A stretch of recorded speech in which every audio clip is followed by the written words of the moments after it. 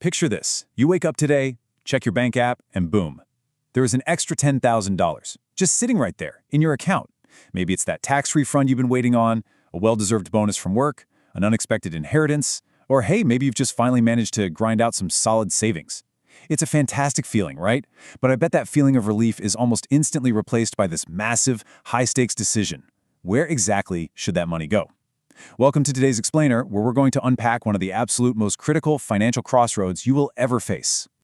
So what is the right move here? Should you pay off your debt, or should you invest that cash? Now, most people think there's a single, simple answer to this question, but there absolutely isn't. And here's why you really need to pay attention to this. Making the wrong choice here isn't just some minor oops that you brush off. It can quietly, almost invisibly, cost you hundreds of thousands of dollars over your lifetime. It's literally the invisible leak in the boat of your financial future. Okay, let's dive into this by looking at two people. Meet Sarah and Michael. They are the exact same age, they make the exact same income, they have the exact same mortgage balance, and the exact same amount of savings in the bank. On paper, they are financial twins. But when they each receive that $10,000 windfall, their strategies are night and day. Sarah immediately throws every single penny at aggressively paying down her debt. Michael, on the other hand, dumps every single penny into aggressive investments. Now, they both think they're making the absolute smartest move. Keep these two in mind because by the end of this explainer, we're going to reveal exactly who ends up wealthier. And honestly, the answer will probably surprise you. Let's be real for a second. Making this decision feels incredibly paralyzing for everyday earners right now, especially as we look at the unique economic pressures of 2026. I mean, borrowing costs are significantly higher, the stock market is constantly flashing uncertainty, inflation is stubbornly hanging around, and there's a massive wave of looming mortgage renewals keeping a lot of people up at night. The whole financial landscape kind of feels like shifting sand right now. So it's really no wonder you might feel completely stuck when trying to figure out what to actually do with your extra cash. And you know, this feeling of being stuck often drives people straight toward rigid, comfortable rules. You've probably heard the financial gurus screaming at you online from either side. One camp yells, "Always invest your money. Debt is just a tool." While the other camp yells just as loud, "Always pay off your debt immediately. Live debt-free." But when we actually look at the math, both of those one-size-fits-all statements completely fall apart. Following them blindly is downright dangerous. Section 1. The hidden cost of every debt.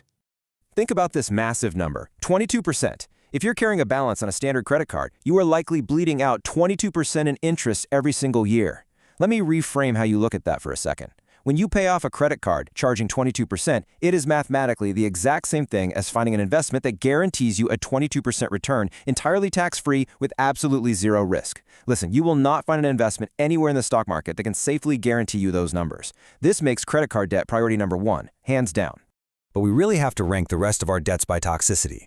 At the very top, even worse than credit cards, are payday loans. These are secret, toxic financial emergencies that almost nobody likes to talk about, and you must kill those first. Then comes personal loans and credit cards. Next down the ladder is your line of credit. This actually surprises people, but lines of credit vary wildly in interest rates depending on if they're secured or unsecured. Further down, we hit car loans, where sometimes paying early helps, but sometimes it doesn't actually change your interest burden at all.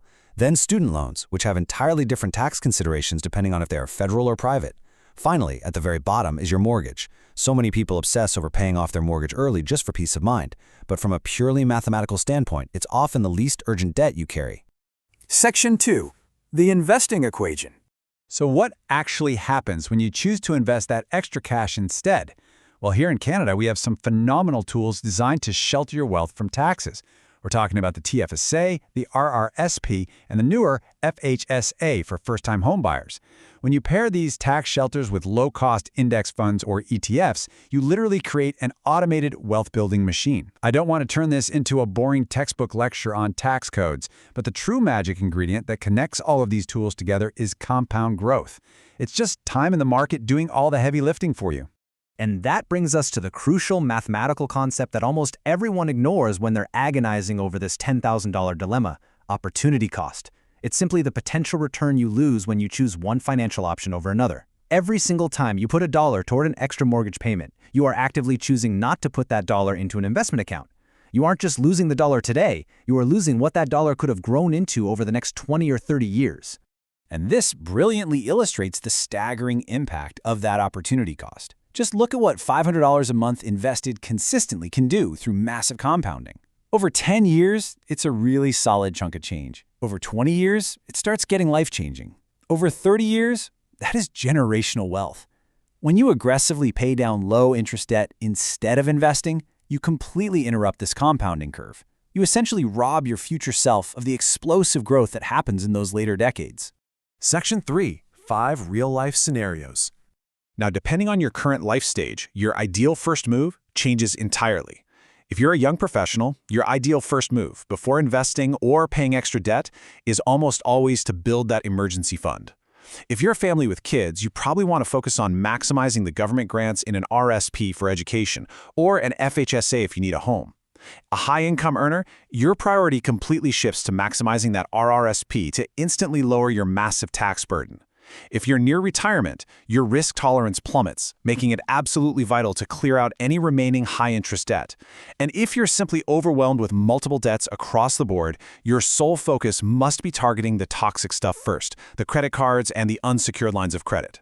So, the crucial point here is that avoiding mistakes is just as important as finding the perfect strategy. Let's look at 5 massive errors people make all the time. Number 1, ignoring your employer RRSP match. You guys, this is literally turning down free money. Number 2, and this is absolutely absurd, aggressively paying down a 3% mortgage while you're carrying a 19% credit card balance. The math on that is just disastrous. Number 3, throwing money into the stock market when you have zero emergency fund. The minute your car breaks down, you're forced to sell those investments at a loss. Number 4, believing all mortgage debt is inherently bad and must be destroyed immediately, even at the expense of your retirement savings. And number 5, trying to perfectly time the market with your $10,000 instead of just getting it in there and working for you. Section 4. The Ultimate Decision Framework.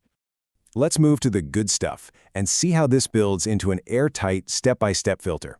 How do we permanently solve this dilemma for your specific situation? When you get that extra money, ask yourself these questions in this exact order. Step 1. Do I have an emergency fund? If no, stop right here and fund it. If yes, move to Step 2. Do I have a credit card balance? If yes, pay it off immediately. If no, go to Step 3. Do I have other high-interest debt, like a personal loan over 7 or 8%? Clear it out. Step 4. Does my employer offer an RRSP match that I'm not maxing out? Contribute until you get that full match. Step 5. Look at your mortgage rate. Is it incredibly low, like 2 or 3%? Or is it soaring near 6 or 7? If it's low, investing becomes highly attractive. If it's high, getting a guaranteed tax-free return by paying down the principal might actually be a smart split. Finally, Step 6. What is my investment timeline? If I need this money in 2 years, it shouldn't be in the stock market anyway. By passing your dollars through this filter, you completely remove all the emotion and anxiety. The math makes the decision for you. Which brings us right back to our financial twins, Sarah and Michael. Remember, Sarah took her $10,000 and aggressively paid down her low-interest mortgage, while Michael took his $10,000 and invested it aggressively, but completely ignored his $5,000 high-interest credit card balance to do so. Guess what? They both got it wrong. Sarah missed out on decades of compound market growth because she was terrified of a 3% mortgage. Michael watched his investment gains get entirely devoured by his 22% credit card interest. The person who actually built the most wealth wasn't Sarah, and it wasn't Michael. It's the person who used the framework to put the right dollar in the right place at the right time. Ultimately, it boils down to this. Every single dollar that enters your life has a job to do. The secret to long-term wealth isn't picking a side in this false war of debt versus investing. It's mastering the art of knowing exactly which dollar should go where and when. So I'll leave you with this provocative question to ponder today. If I handed you $10,000 right this very second, are you absolutely certain you know the job you'd give it? Thanks for exploring this with me today, and keep making those dollars work for you.